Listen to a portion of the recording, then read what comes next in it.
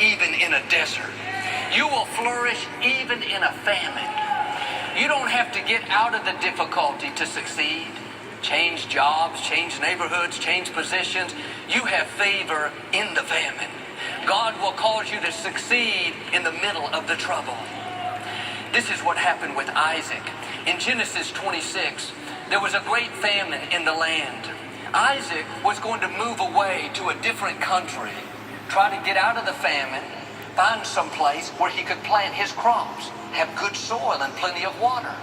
But God told him to stay where he was, to not leave that place, and God would bless him and his descendants. God was saying, Isaac, you don't have to go somewhere to try to find favor. You have favor in the famine. I'm going to bless you. I'm going to prosper you in spite of what the conditions look like. Logically speaking, it didn't make sense.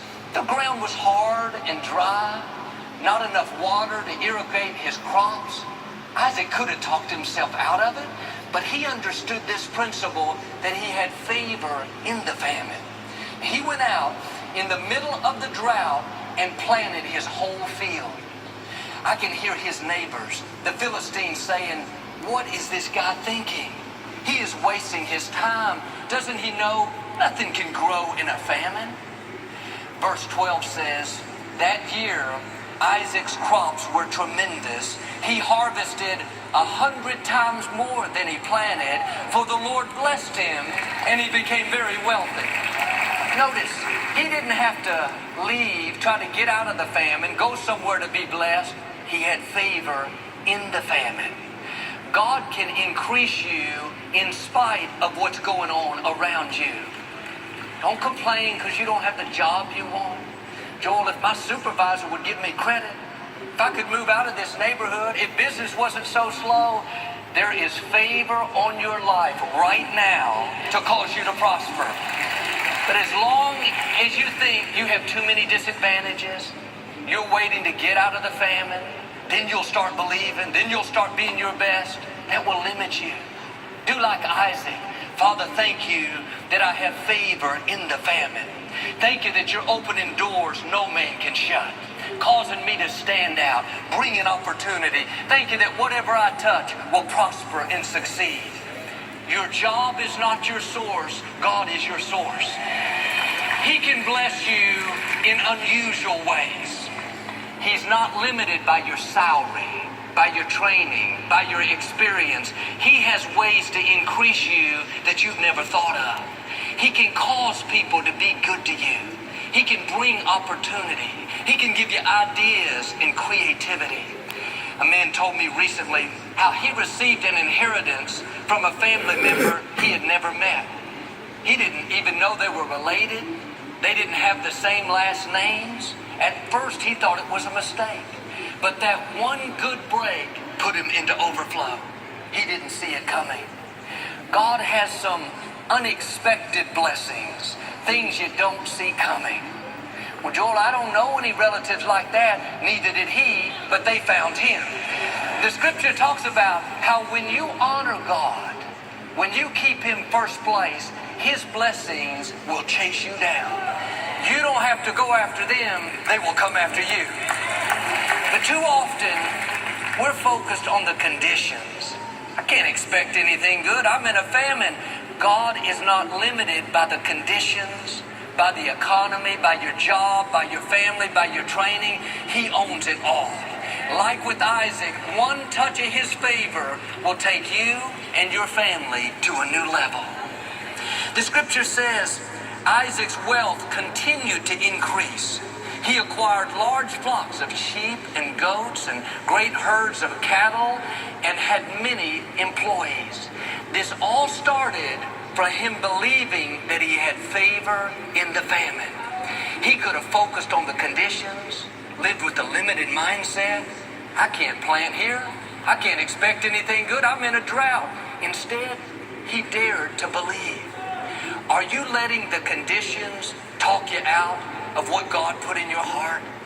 Thinking one day when you get favor, when you're out of the famine, when the company promotes you, when you get the training. No, you have favor right now. Favor is what gives you the advantage. Favor is what's going to catapult you to a new level. Favor is going to make things happen that you didn't see coming. A few years ago, my sister Lisa and her husband Kevin were going to sell their house. Typical houses in their neighborhood were taking anywhere from 6 months to 2 years to sell. And they couldn't purchase their new house until they sold the old one. And they could have thought, too bad, it's going to be a long wait. We picked the wrong time to sell. Instead, like Isaac, they believed they had favor in the famine. And they prayed, asked God that their house would not only sell quickly, but that they would get close to their asking price. The first day it was on the market, a lady came in and said, I'll buy it, and if you'll take it off the market, I'll pay you more than you're asking for it. God is not limited by the conditions. He's limited by our thinking. Why don't you take the limits off of Him?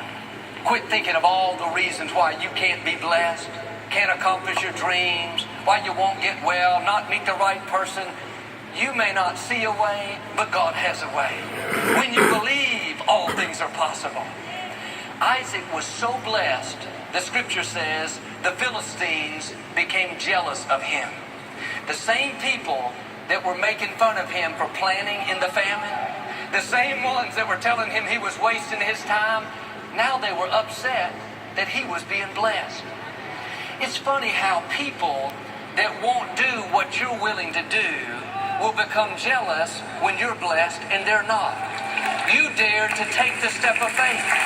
You dared to pray, to stretch, to plant, to believe. Now you're seeing increase in favor. Don't be surprised when the Philistines show up. The naysayers are not happy when they see you rising higher. They'll find fault, criticize, try to bait you into conflict. Just run your race. It's not about you, it's about the favor on your life. Don't let the chatter distract you. The negative comments, the jealousy, the envy, you don't have to answer to people. You don't have to prove yourself. Stay focused on your goals and God will take care of the Philistines. God will take care of the opposition. In the scripture, a man named Zerubbabel was rebuilding the temple in Jerusalem. It had been destroyed years earlier, and a king had issued a decree to have it rebuilt.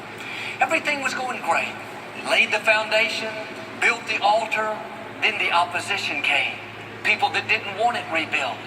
They started bribing the workers, paying people to cause trouble, stirring up all kinds of turmoil. Zerubbabel could have thought, God, I'm doing what you asked me to do, but I have all this opposition. These powerful people are coming against me. It didn't look like he had favor. It looked like his enemies were getting the best of him.